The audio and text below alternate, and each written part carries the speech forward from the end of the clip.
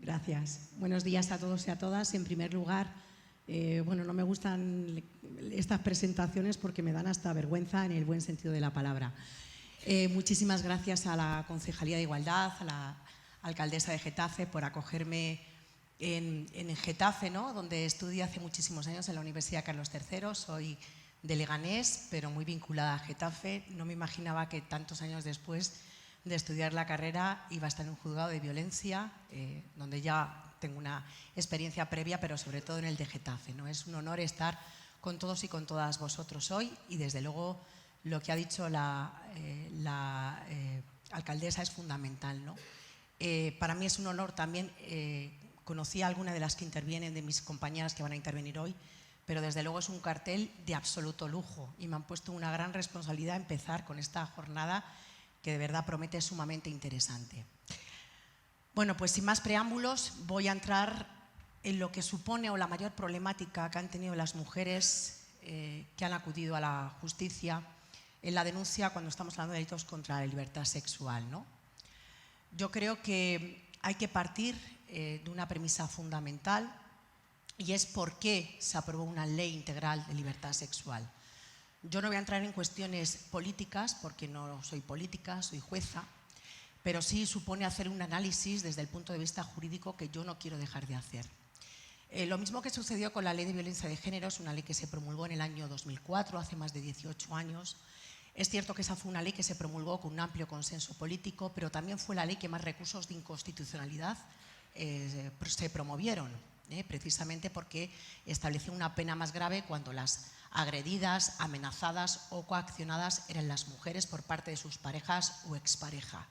Siempre que hay un avance en protección de derechos humanos de mujeres, hay un movimiento directo para contrarrestar ese avance. Y esto es lo que ha sucedido con una ley que, con independencia de las connotaciones y las rebajas de las penas, pues desgraciadamente se ha visto ensombrecida cuando es una ley de protección integral. Lo mismo que la Ley de Violencia de Género habla de prevención, habla de protección, habla de formación obligatoria, habla de sensibilización, garantiza una asistencia integral a esas mujeres víctimas de agresión sexual, prevé la creación de centros de asistencia a las mujeres y centros de crisis, que también van a hablar de ellos hoy. Se hablaba de muchas más cosas y me llama la atención que nada de eso se haya dicho de esta ley, ¿no? Creo que se la ha juzgado en ese sentido duramente. La cuestión punitiva o la reforma punitiva no era una de las cuestiones que se estaban aquí debatiendo, que se reformaran unos tipos penales, unas penas que ya de por sí son suficientemente graves. Hablamos de que un delito de violación tiene una pena de 15 años de prisión, que es como un homicidio. La finalidad no era punitiva, no era aumentar las penas, era dar un abordaje integral, porque, como dice la ley, es una violencia estructural. La ley habla de violencias sexuales, habla de mutilaciones genitales, matrimonios forzados, abortos inconsentidos, esterilizaciones forzosas. Es decir, la violencia sexual o violencias sexuales, como habla la ley, es mucho más amplia. ¿Qué supone esta violencia? Pues tener en cuenta el impacto de género que tienen estos delitos. Y estos delitos sí tienen género. Se cometen mayoritariamente por hombres contra mujeres. Y eso es una realidad que no estoy diciendo yo aquí, sino que lo dicen claramente los datos estadísticos. Vamos a ver qué es lo que hay detrás de estos delitos contra la libertad sexual, por qué hay tanto desconocimiento, por qué se ha hecho tanta pedagogía tan nociva y qué subyace al final detrás de todo esto, ¿no? Que me parece sumamente interesante. Bueno, vamos a empezar la exposición. La exposición es simplemente a efectos de llevar una especie, un poquito un esquema. Yo no sé si va a ser capaz de pasar esto, que esto ya hará que me diga el técnico si esto va así, porque no sé, es que me tengo que levantar. ¿Apuntar ahí? ¿Está apagado? Bueno, pues el primer punto. Bueno, estos son campañas publicitarias de marcas simplemente conocidas y muy reconocidas. Esto es lo que sale. Con esto estamos socializando y estamos educando a nuestros y a nuestras jóvenes y a nuestros y nuestras niñas. Y esto es una realidad. ¿Qué hay detrás de la violencia sexual, ¿no? ¿Por qué hay tanto aumento de la violencia sexual y qué subyace, ¿no? Bueno, pues la violencia sexual no es sexo, es poder. Y quizás si podemos entender de dónde venimos, pues quizás podamos entender a dónde vamos y por qué, quizás podamos entender por qué se promulgan determinadas leyes. Mirar, polémica por un anuncio de Dolce & Gabbana que recrea una orgía. Bueno, esto vuelvo a insistir, es que no hace falta irse a nada extraño, es simplemente impregnarnos de esta realidad, que es la realidad que tenemos y en la que despertamos y vemos este anuncio. Los cuerpos de las mujeres, ¿cómo han sido utilizados tradicionalmente? ¿Cómo se han utilizado? Incluso cómo se han regulado en el Código Penal. Porque hace muchísimos años, ni siquiera había nacido yo, se hablaba de delitos contra la honestidad. No había delitos contra la libertad sexual. No se entendía que las mujeres tenían derecho a disfrutar de su sexualidad. Incluso las violaciones dentro del matrimonio no estaban penalizadas. Esto que nos parece ahora mismo muy ancestral, no es tan ancestral, desgraciadamente. ¿Vale? Venimos de una estructura social y política patriarcal donde los cuerpos de las mujeres han sido objeto e instrumento de dominación y de violencia, y eso ha sido existiendo. Cuando hablamos de hipersexualización o hablamos de cosificación, ahí es una cosificación de la mujer que supone cosificar a las mujeres, es degradarlas, despersonalizarlas y ser mucho más fácil entender que pueden ser objetos de violencia, porque son objetos, ¿no? Eso es lo que hizo. Es cierto que ya contábamos con una ley de violencia de género que dice que la publicidad no se tiene que utilizar a la mujer con fines, una connotación sexista o como objetos, ¿no? Bueno, pues estas campañas publicitarias fuera de España siguen existiendo.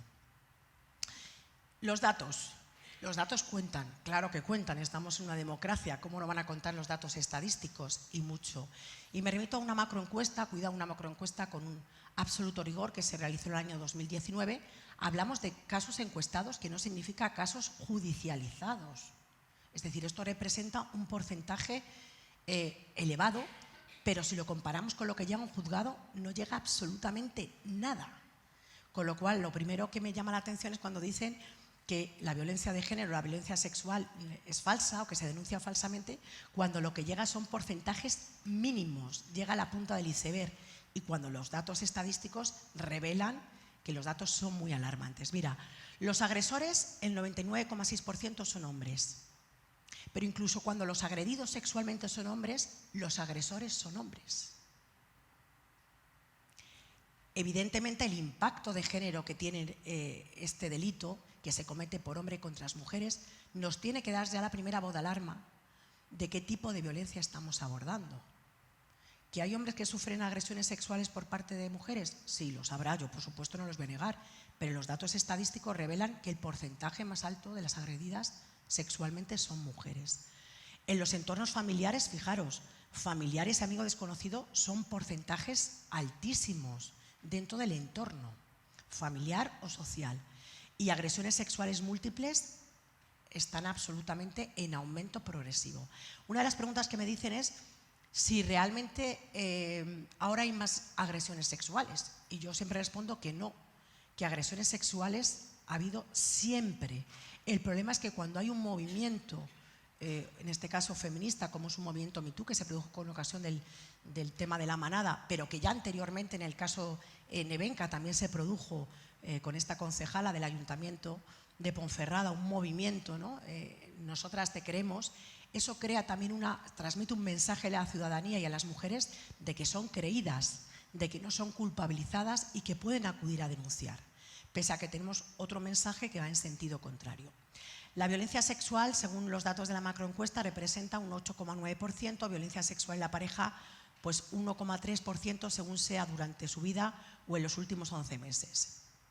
En la no pareja, pues igual, a lo largo de su vida un 6,5% y en los últimos 12 meses un 0,5% y violadas un 2,5% alguna vez en su vida. Son porcentajes muy elevados.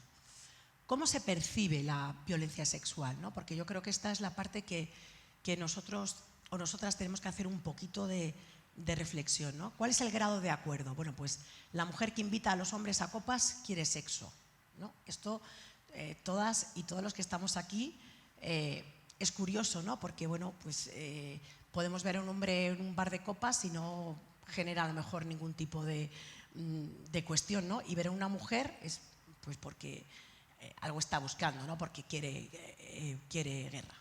La mujer anda sola de noche, tiene culpa, la mujer que anda sola de noche tiene culpa de violación. Esas palabras que voy a seguir utilizando: culpabilización, victimizar, acusar, juzgar de nuevo a las mujeres que acuden a denunciar. El alcohol causante de la violación. Es curioso, porque cuando los agresores están bajo la influencia de bebidas alcohólicas es una circunstancia para exonerarles de responsabilidad, es un atenuante, se les justifica que habían bebido. Incluso la violencia de género se utiliza como un instrumento para eximirles, porque bueno, es un hombre que es alcohólico y que si no es una gran persona cuando no bebe. Bueno, pues, sin embargo, el parámetro se utiliza de forma distinta cuando son las mujeres. El alcohol es el causante de la violación. Vestir provocativamente es causante de la violación. Vosotros o vosotras pensaríais que esto es como algo muy antiguo. Pues no es tan antiguo, porque incluso, como tendré ocasión de deciros, hace 2 años en una sentencia del Tribunal Supremo, que fue una agresión sexual a una prostituta, tuvo que volver a decir el Tribunal Supremo que las mujeres podían ir vestidas como quisieran, que el hecho de ir vestida de una manera no supone una provocación o una incitación, porque los cuerpos de las mujeres no están para la libre disposición de los hombres, a ver si esto ya empieza a calar, y que podían vestir, y que por supuesto una prostituta podía ser víctima de una agresión sexual. Bueno, pues esto lo ha tenido que decir el Tribunal Supremo hace un par de años, con lo cual todavía hay cosas que seguir cambiando. El haber tenido muchas parejas da menos credibilidad. Esto es una cuestión que también se preguntaba y se pregunta a muchas víctimas. ¿Cuántas parejas ha tenido? ¿Qué tipo de relaciones sexuales ha tenido con esas parejas? Para ver si había algún tipo de práctica sexual de otro tipo, pues de tipo sadomasoquista. Esto ha ocurrido. Y veréis ahora, porque he traído sentencias más antiguas, donde evidentemente se indaga en la vida sexual de esas mujeres, ¿no? Porque bueno, si es una mujer con una mujer activa o que ha podido tener muchas parejas, bueno, a lo mejor es que esta mujer ya se la tilda de promiscua y a lo mejor, bueno, pues, en fin, se duda de lo que pueda estar diciendo. Mujer que no quiere sexo no debería coquetear con los hombres. Estos son pues la percepción. Si no quiere nada, porque está ahí calentando, ¿no? Que muchas veces lo hemos escuchado. La violación a una mujer bebida ya tiene parte de la culpa por perder el control. Bueno, esto pasó en el caso de La Manada. O sea, el argumento que se utilizó es que ella había bebido, que se había besado incluso con uno de los agresores y había accedido a tener un contacto, y que bueno, que se fue con ellos, se fue con 5. Es que se lo estaba buscando. Esto subyace así. Profesional a pareja para tener sexo no es violación. ¿Cuántas mujeres, y yo he escuchado a muchas mujeres que me han dicho, a ver, a mí no me ha sujetado de las manos, pero a mí me ha tenido intimidada, que si no mantengo relaciones sexuales tal, o he dormido con una presión absoluta porque el tipo tenía un cuchillo cerca del lugar, en fin, que solamente es agresión sexual cuando la has forzado, cuando ha habido, pues no, pues eso también es, conforme a nuestra actual ley, agresión sexual.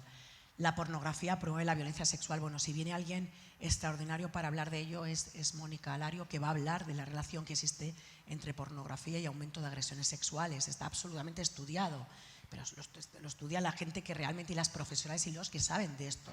Yo de esto desgraciadamente no sé. Y es más probable ser violada por un desconocido, no es cierto. El mayor aumento de violaciones son en el entorno de la pareja o en el entorno familiar. ¿Por qué no se denuncia?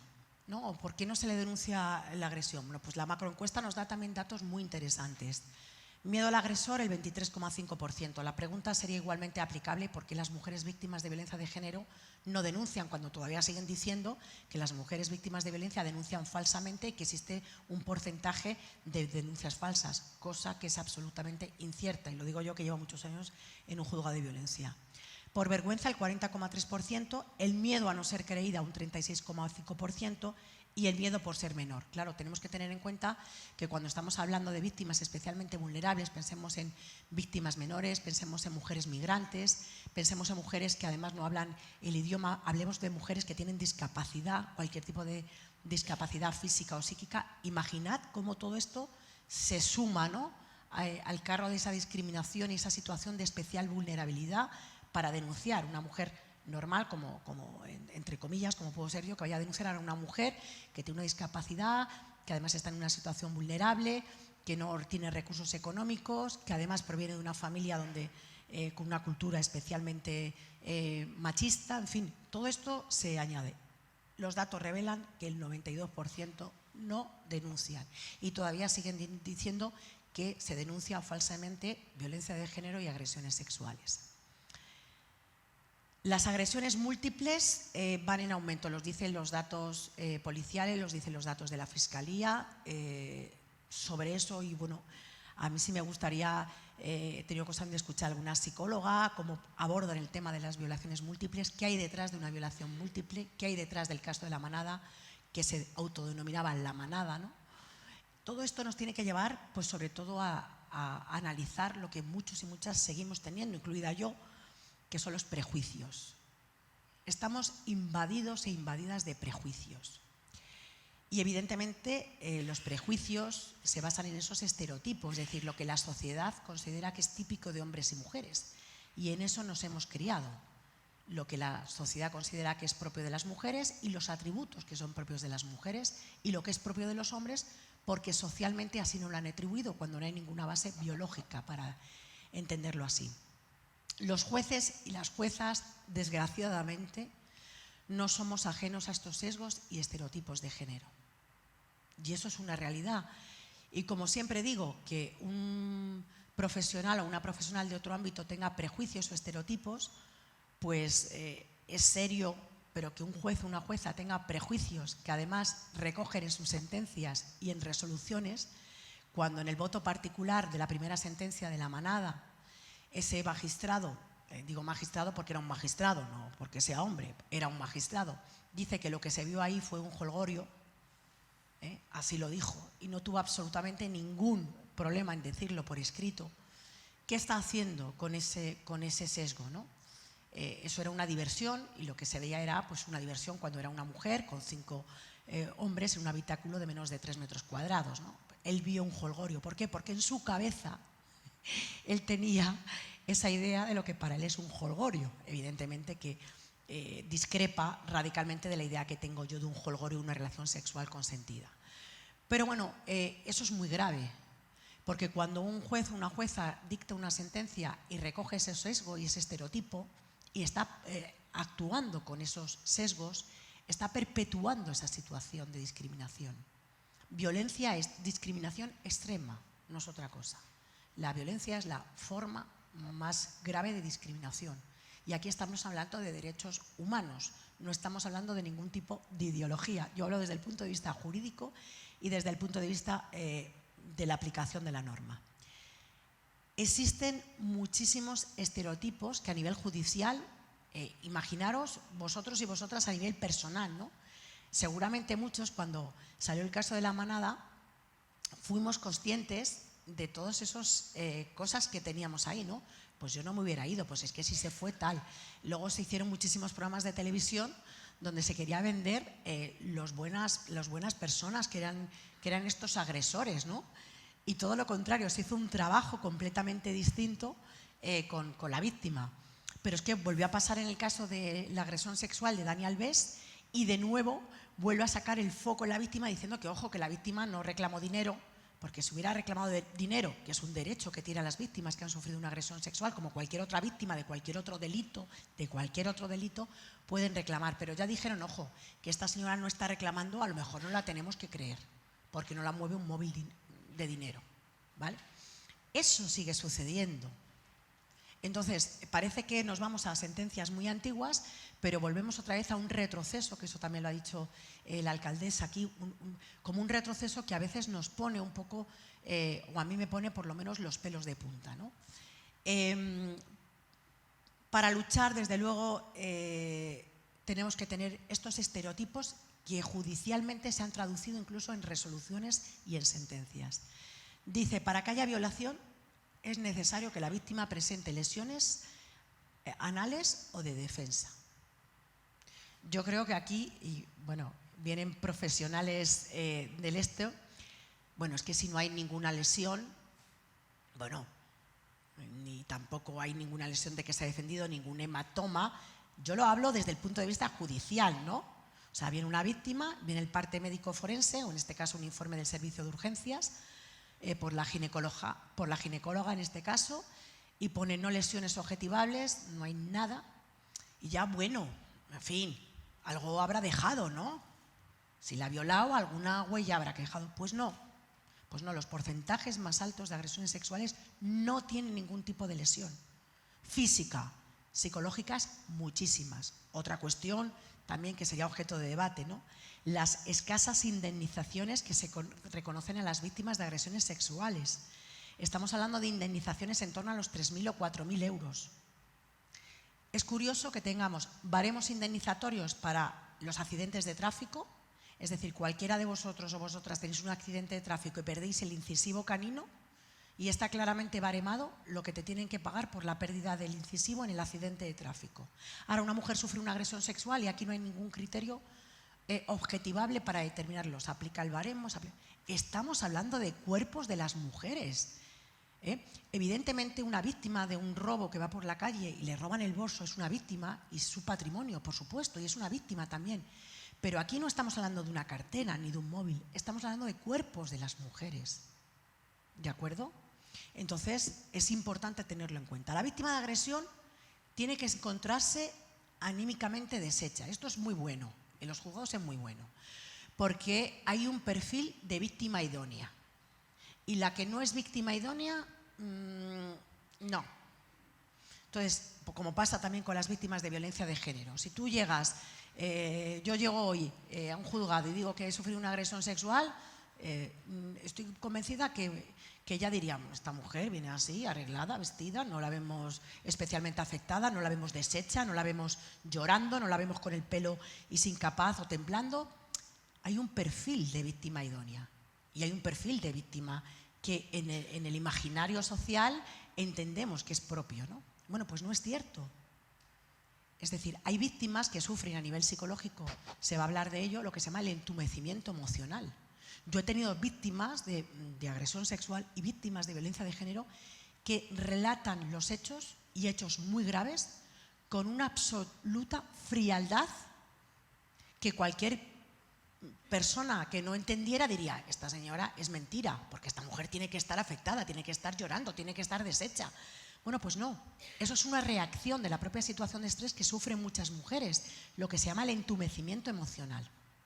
Claro, si tú vas con tu idea y tu patrón hecho de víctima sexual, pues tú te imaginas que cuando llega una víctima al juzgado va a ser una mujer que está llena de hematomas, que no es capaz de hablar, que se tira al suelo, que llora, que no mantiene un discurso, y te encuentras una mujer que no tiene este patrón y como no es víctima que en tu imaginario te has hecho tú idónea, a ver, a lo mejor no nos la creemos, ¿vale? Esto sucede.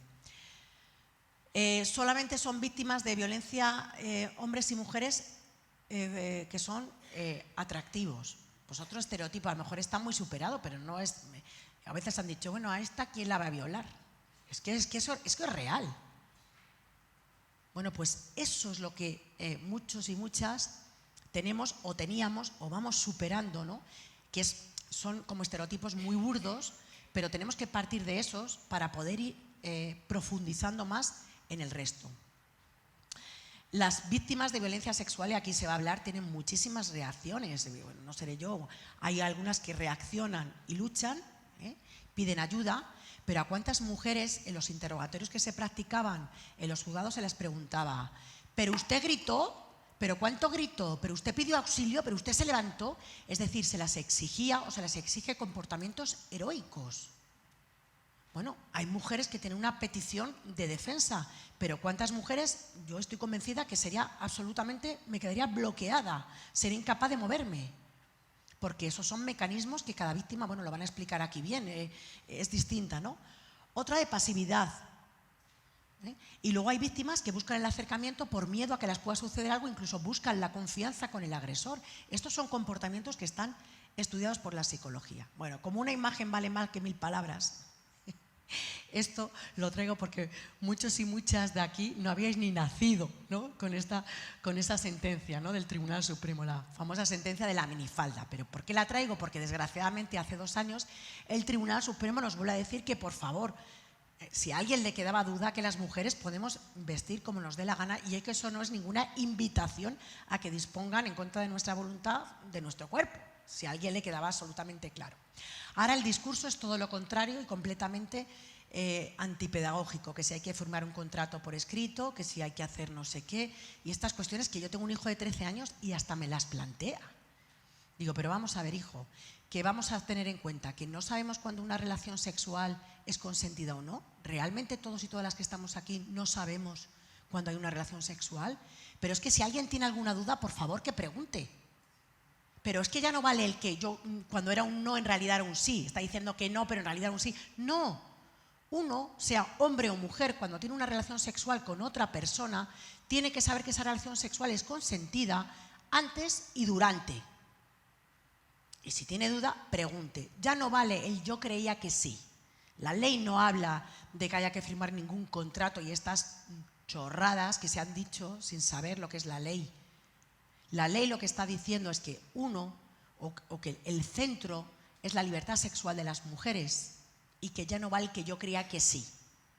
No, usted tiene que tener absoluta certeza y clara que cuando tiene una relación sexual con otra persona, sea hombre o mujer, quiere. Y creo que todos los que estamos aquí sabemos cuando alguien quiere y cuando no quiere. Entonces, a ver si ahora es que tenemos que dar un manual de instrucciones para estas cuestiones. Bueno, esta sentencia confirmó pues la sentencia de la minifalda. Fue una sentencia muy emblemática. A ver, estoy hablando de sentencias del año 80 o del año 90, ¿no? Pero que vuelvo a insistir que todo esto nos tiene que decir. Mirar, esta sentencia de Pontevedra nos viene otra vez cuando se hacen esos juicios de las vidas de las sexuales de las mujeres, ¿no? Esto está cogido de la propia sentencia, es decir, esto no me lo estoy inventando yo, ni he hecho ninguna interpretación o tergiversación de lo que dice la sentencia. Dice que la audiencia provincial, fijaos las palabras que utiliza, me voy a levantar, absuelve a dos agresores que yacieron con una mujer que se encontraba bebida,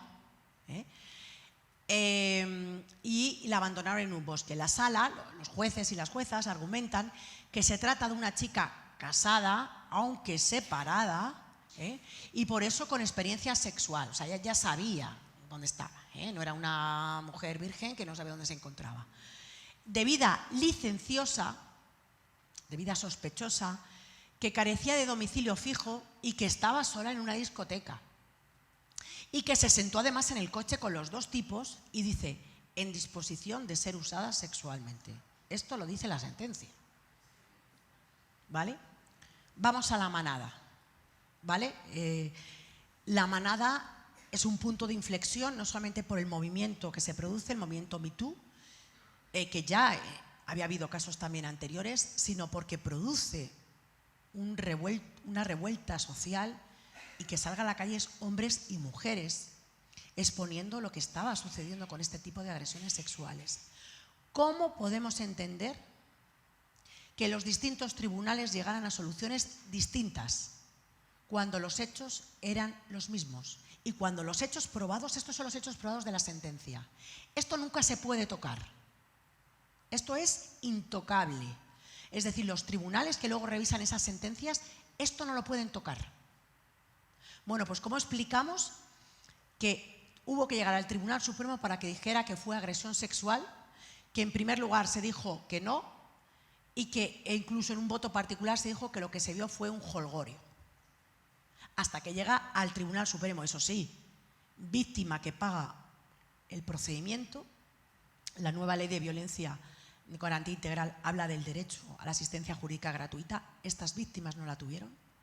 Tuvieron que litigar con abogados y abogadas particulares de su bolsillo y de eso nos ha hablado. La ley concede ese derecho a asistencia jurídica gratuita a las víctimas ya.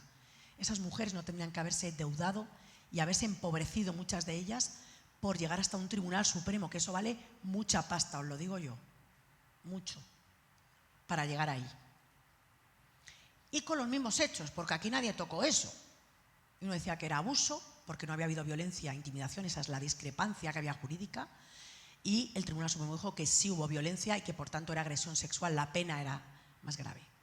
Pero todo esto después de distintos vaivenes jurídicos donde eso se dice. Las víctimas que sufren agresiones sexuales, solo en muy pocas ocasiones se las valora y se las reconoce también su condición de víctimas, con las secuelas psicológicas que ello supone.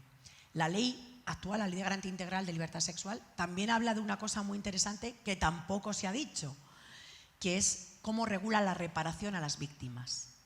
La ley hace un análisis de todos los conceptos que tienen que ser incluidos en la indemnización, es decir, no solamente vamos a indemnizar a una víctima por las lesiones físicas y psíquicas, sino por el daño moral, ¿Cuántas víctimas han sufrido una agresión sexual? Yo lo he visto, y luego en redes sociales sufren ataques, como tuve una chica, la falsa violada, y tuvo absolutamente un ataque brutal a su propia dignidad y a su moral, y eso no se indemnizó.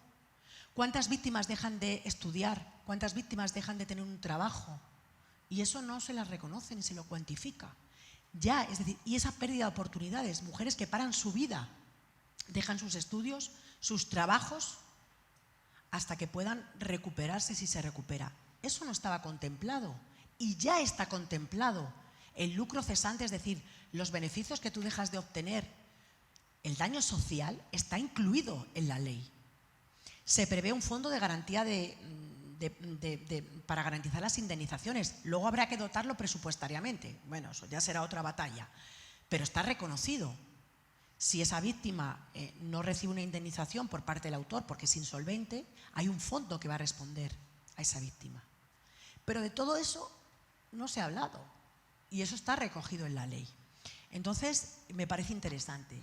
Llegamos luego a otra manada que también nos dejó ojipláticos, ¿no? Que fue la manada de Manresa. Bueno, la chica en este caso era menor, estaba bajo los efectos de una sumisión química y de nuevo dicen que eso es abuso sexual, otra cosa que se ha modificado con la ley. ¿Por qué? ¿Es menos grave realmente haber violado a una chica que está bajo los efectos de una sumisión química? ¿Porque no has tenido que emplear violencia? ¿No hay una violencia intrínseca cuando se accede sexualmente a una mujer que no está en condiciones de consentir? Es decir, si yo estoy aquí bajo los efectos de la sumisión química y me penetran vaginalmente con el pene, con un objeto, ¿no se está utilizando una fuerza intrínseca? Que sí, que estoy bajo la sumisión química y no voy a poder defender. ¿Realmente eso es menos grave? ¿Realmente eso es menos grave? De verdad pregunto. Era otra cuestión que se debatió en la manada de Manresa, ¿no? Bueno, como ya está bajo los efectos de la sumisión química, lo que pasa es que aquí llegó la sentencia de la manada y el fiscal ya recurrió la sentencia y se adelantó diciendo que fuera por agresión sexual. Pero bueno, a insistir, es que todo esto perdón, tiene una repercusión. Absolvieron a uno de ellos que se quedó en las inmediaciones y bueno, realmente bueno, pues él estuvo allí viendo de espectador, pues estos espectadores cómplices, ¿no? Que están ahí y bueno, pues a este le absolvieron. Cuando hablamos del consentimiento de la ley, de tanto problemática ha producido, porque vuelvo a insistir, parece que era solamente lo que nos preocupaba. La protección penal es una parte de la ley, la reforma de los tipos penales, pero no es la parte más importante, es una parte importante, pero no la única, perdón. La ley habla de prevención en centros escolares, habla de violencia digital, habla de formación en el ámbito sanitario, habla de formación en los centros educativos, habla de campañas, habla de muchas cosas. Y parece que solamente importaba que se han rebajado las penas. No se rebajó, se rebajaron penas porque son normas de derecho penal. Es decir, la ley nos obliga a los técnicos y la gente que está en el ámbito del derecho que cuando una ley es más favorable, se aplique la ley más favorable. Pero es que aquí no se estaba utilizando como compartimentos estancos. Como se suprimió la distinción entre agresión y abuso sexual, que tanto problema había producido en la manada, se unificaron tipos. Entonces no era tan fácil bajar las horquillas.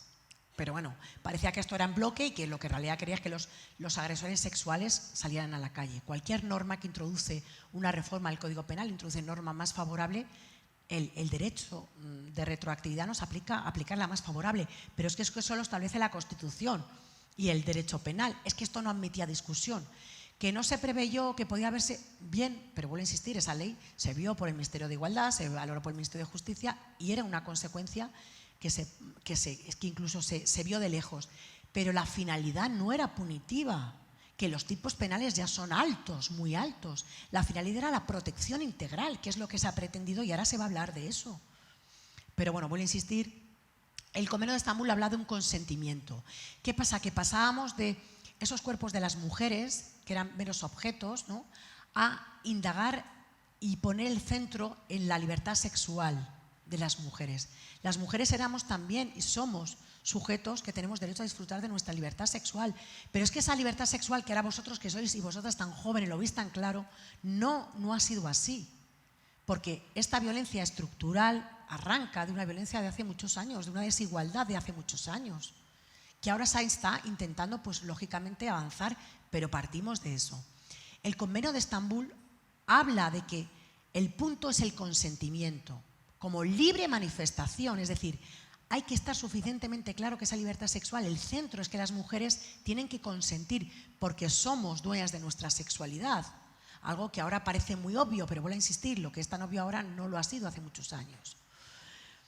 Evidentemente, el consentimiento, dice, debe prestarse voluntariamente.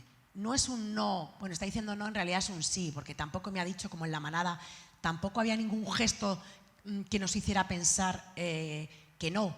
No, la pregunta es, ¿había algún gesto que hacía pensar que sí? Y yo, como siempre digo, si los jueces y las juezas hubieran aplicado el consentimiento con perspectiva de género, seguramente no hubiera sido necesario definir el consentimiento, si yo no lo dudo. Pero ¿qué pasaba? Que como se estaban haciendo planteamientos tan arbitrarios y con soluciones distintas, nos tuvieron que decir eso. El Pacto de Estado incluye las violencias sexuales dentro de los ejes de actualización, eso era fundamental.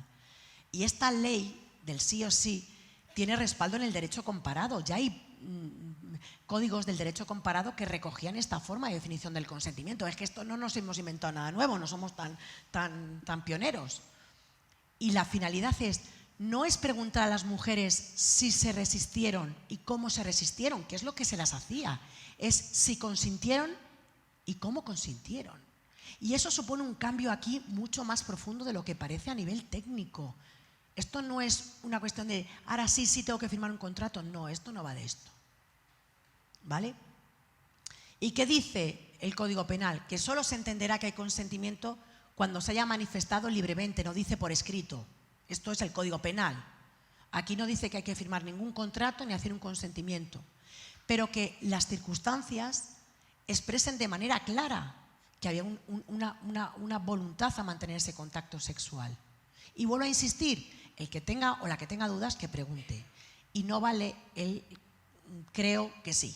¿Vale? Además, yo creo que cuando escuché a una ponencia de un magistrado de la Sala Segunda del Tribunal Supremo, Vicente Magro, que es en ámbito de perspectiva de género muy bueno, y ya hay una sentencia del Supremo que habla del consentimiento, dijo, esta ley lo que ha venido a decir es que ya el que creía que sí no le vale. O sea, el que creía que sí, pero en realidad no. El que creía no le vale ya. Y me pareció que fue muy interesante. Esa está la sentencia del Tribunal Supremo, que no habla de consentimiento escrito, ni de contrato escrito, ni de esas tonterías que se han dicho, ¿vale? Y que tampoco supone cargaron las normas de la carga de la prueba. Es que ahora dicen que, bueno, que las mujeres tenemos un plus de credibilidad y que todo lo que dicen las mujeres hay que creerlas y que los hombres ya, basta levantarte, esto lo han dicho, basta levantarte por la mañana, como si las mujeres no tuviéramos otra cosa que hacer, y decir que he sufrido una agresión sexual, ir a denunciar, y el tipo ya empiezan a decir que se articula, que va detenido, que va a prisión y que, bueno, esto es todo. Eso no es así. Las normas de la carga de la prueba y los jueces y las juezas que aplican esas normas tienen que respetarse exactamente igual. Y si no está claro que hubo una agresión sexual, hay que absolver. Pero esto no significa que ahora la credibilidad de la víctima, o sea, la declaración de la víctima tiene un plus adicional, sino vamos a cambiar cómo interrogamos a las víctimas, que es lo que se estaba haciendo más. Mirar, la oposición de la víctima, yo creo que ya con esto voy terminando, la oposición de la víctima es lo que más, ya acabo con esto, lo que más debate ha generado en las sentencias. De verdad, las sentencias son curiosísimas cuando todo lo que se intentaba probar es que realmente había habido resistencia, porque si no se había resistido es que había consentido. ¿Vale? Entonces se preguntaban, usted cerró las piernas, si usted gritó, ¿cómo gritó? ¿Cuántas veces gritó? Si usted tenía el móvil cerca y lo cogió. Si usted se le ocurrió, a veces exigiéndole comportamientos heroicos, porque si no, eso era un abuso. Es decir, si no había quedado claro que este señor había tenido que utilizar violencia, era un abuso. Y la palabra abusar, buscarla en el diccionario. Una de las acepciones es usar de algo de más. Quiere decir que si uno tiene derecho a usar algo de más es porque tiene un derecho de uso atribuido, ¿no? Bueno, esto ha generado muchísimos debates de las víctimas, ¿no? ¿Qué comportamiento, cómo iba la víctima, cómo iba vestida, cómo se resistió? Todos los debates eran cómo se resistió. Ahora no. Vamos a preguntar cómo consintió, porque esto es lo que marca la diferencia. A lo mejor a efectos prácticos, que defina o no el consentimiento, no va a cambiar, pero sí cómo se aborda esa violencia o cómo se interroga a esas mujeres en los juicios. Bueno, no me voy a centrar más porque creo que es la cuestión. El lenguaje no verbal, ¿no? Creo que es muy importante. Ya se habla de estas cosas en las sentencias, que esto al final era impensable. Había unos criterios que decían que una víctima era declaración persistente, corroboración, o sea que si no hay parte médico ni testigo, ya ves tú, como si las violaciones se produjeran en presencia de testigos. Y si no hay ningún motivo espurio, porque a lo mejor las mujeres tienen algún motivo espurio para denunciar, ¿eh? Bueno, pues no. Todo esto afortunadamente ha cambiado. Bueno, muchísimas gracias. No me quiero extender más porque, bueno, al final me pongo a hablar. Y bueno, como siempre dijimos, no estamos hablando de una violencia normal, estamos hablando de una violencia estructural que la sufrimos las mujeres y que requiere un abordaje pues, de forma transversal, como lo vamos a explicar hoy. Muchísimas gracias.